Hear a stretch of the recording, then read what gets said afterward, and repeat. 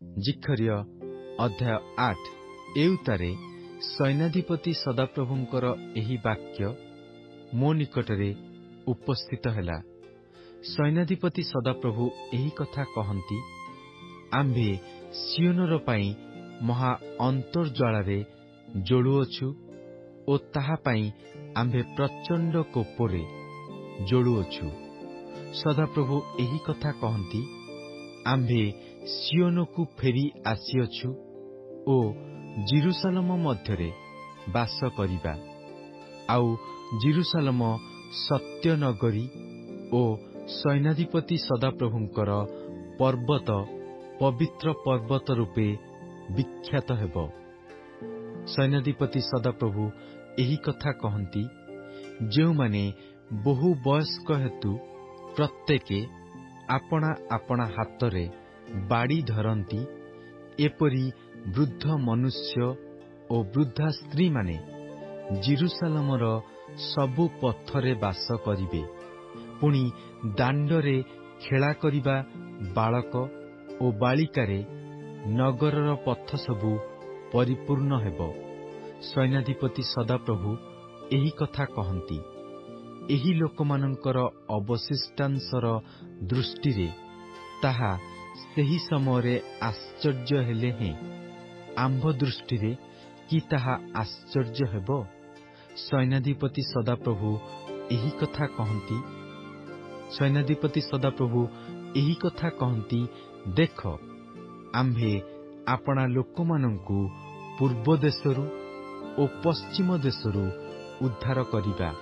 ପୁଣି ଆମ୍ଭେ ସେମାନଙ୍କୁ ଆଣିବା, ତହିଁରେ ସେମାନେ ଜେରୁସାଲେମ ମଧ୍ୟରେ ବାସ କରିବେ।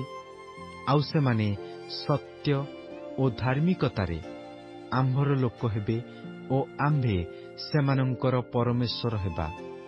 ସୈନ୍ୟାଧିପତି ସଦାପ୍ରଭୁ ଏହି କଥା କହନ୍ତି, ସୈନ୍ୟାଧିପତି ସଦାପ୍ରଭୁଙ୍କ ଗୃହ ଅର୍ଥାତ୍ ମନ୍ଦିରର ନିର୍ମାଣ ନିମନ୍ତେ ଯେଉଁଦିନ ତହିଁର ଭିତ୍ତିମୂଳ ସ୍ଥାପିତ ହୋଇଥିଲା, ସେ ସମୟରେ ଯେଉଁ ଭବିଷ୍ୟଦ୍ବକ୍ତାମାନେ ଥିଲେ, ସେମାନଙ୍କ ମୁଖରୁ ଏହି ସକଳ କଥା ବର୍ତ୍ତମାନ ଶୁଣୁଅଛ ଯେ ତୁମ୍ଭେମାନେ ତୁମ୍ଭମାନଙ୍କର ହସ୍ତ ସବଳ ହେଉ। କାରଣ ସେହି ସମୟର ପୂର୍ବେ ମନୁଷ୍ୟ ପାଇଁ ବେତନ ନଥିଲା, କିଏ ବା ପଶୁ ପାଇଁ ଭଡ଼ା ନଥିଲା, ଅଥବା ଯେଉଁ ଜନ ବାହାରକୁ ଗଲା ଅବା ଭିତରକୁ ଆସିଲା, ବିପକ୍ଷ ସକାଶୁ ତାହାର କିଛି ଶାନ୍ତି ନଥିଲା।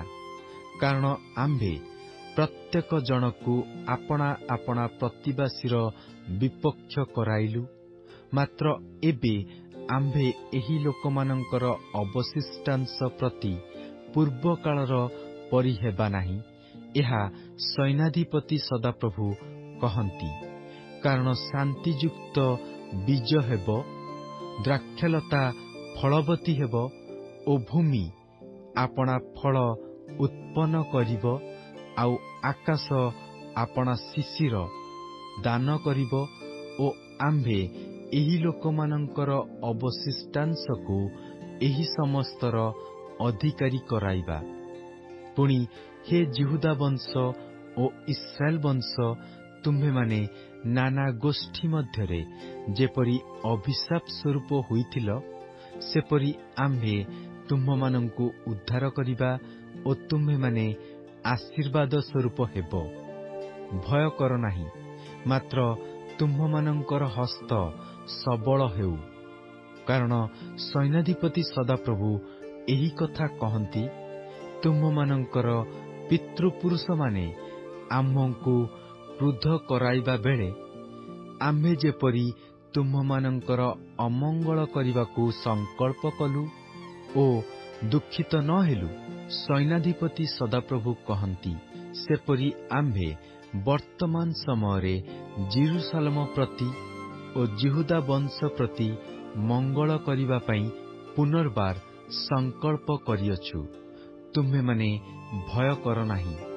ତୁମ୍ଭମାନଙ୍କୁ ଏହି ସବୁ କାର୍ଯ୍ୟ କରିବାକୁ ହେବ। ତୁମ୍ଭେମାନେ ପ୍ରତ୍ୟେକେ ଆପଣା ଆପଣା ପ୍ରତିବାସୀର ନିକଟରେ ସତ୍ୟ କହ। ଆପଣା ଆପଣା ନଗର ଦ୍ୱାରରେ ସତ୍ୟ ଓ ଶାନ୍ତିଜନକ ବିଚାର ସାଧନ କର। ପୁଣି ତୁମମାନଙ୍କର କେହି ମନେ ମନେ ଆପଣା ପ୍ରତିବାସୀର ବିରୁଦ୍ଧରେ ଅନିଷ୍ଟ ଚିନ୍ତା ନ କରୁ। କୌଣସି ମିଥ୍ୟା ଶପଥ ଭଲ ପାଅ ନାହିଁ, କାରଣ ଏହିସବୁ ବିଷୟକୁ ଆମ୍ଭେ ଘୃଣା କରୁ। ଏହା ସଦାପ୍ରଭୁ କହନ୍ତି। ଅନନ୍ତର ସୈନ୍ୟାଧିପତି ସଦାପ୍ରଭୁଙ୍କର ଏହି ବାକ୍ୟ ମୋ ନିକଟରେ ଉପସ୍ଥିତ ହେଲା। ସୈନ୍ୟାଧିପତି ସଦାପ୍ରଭୁ ଏହି କଥା କହନ୍ତି, ଚତୁର୍ଥ ମାସର ଉପବାସ ଓ ପଞ୍ଚମ ମାସର ଉପବାସ ଓ ସପ୍ତମ ମାସର ଉପବାସ ଓ ଦଶମ ମାସର ଉପବାସ ଯିହୁଦା ବଂଶ ପ୍ରତି ଆନନ୍ଦ ଓ ଆହ୍ଲାଦଜନକ ଓ ଆମୋଦଜନକ ଉତ୍ସବ ହେବ। ଏଥିପାଇଁ ତୁମେମାନେ ସତ୍ୟ ଓ ଶାନ୍ତି ଭଲ ପାଅ। ସୈନ୍ୟାଧିପତି ସଦାପ୍ରଭୁ ଏହି କଥା କହନ୍ତି, ନାନା ଗୋଷ୍ଠୀ ଓ ଅନେକ ନଗରର ନିବାସୀମାନେ ଆସିବେ। ପୁଣି ଏକ ନଗରର ନିବାସୀମାନେ ଅନ୍ୟ ନଗରକୁ ଯାଇ କହିବେ, ଆସ ଆମ୍ଭେମାନେ ସଦାପ୍ରଭୁଙ୍କର ଅନୁଗ୍ରହ ପ୍ରାର୍ଥନା କରିବା ପାଇଁ ଓ ସୈନ୍ୟାଧିପତି ସଦାପ୍ରଭୁଙ୍କର ଅନ୍ୱେଷଣ କରିବା ପାଇଁ ଶୀଘ୍ର ଯାଉ। ମୁଁ ମଧ୍ୟ ଯିବି।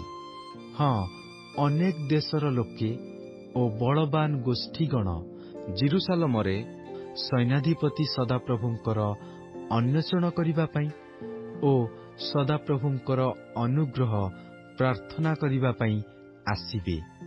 ସୈନ୍ୟାଧିପତି ସଦାପ୍ରଭୁ ଏହି କଥା କହନ୍ତି, ସେ ସମୟରେ ଏପରି ଘଟିବ ଯେ ସର୍ବଭାଷାବାଦୀ ଓ ଗୋଷ୍ଠୀଗଣ ମଧ୍ୟରୁ 10 ଜଣ ପୁରୁଷ ଏକ ଯିହୁଦୀ ଲୋକର ବସ୍ତ୍ରର ଅଞ୍ଚଳ ଧରି ଏହି କଥା କହିବେ, ଆମ୍ଭେମାନେ ତୁମ୍ଭ ସଙ୍ଗରେ ଯିବୁ, କାରଣ ପରମେଶ୍ୱର ତୁମ୍ଭମାନଙ୍କ ମଧ୍ୟରେ ଅଛନ୍ତି ବୋଲି ଆମ୍ଭେମାନେ ଶୁଣିଅଛୁ।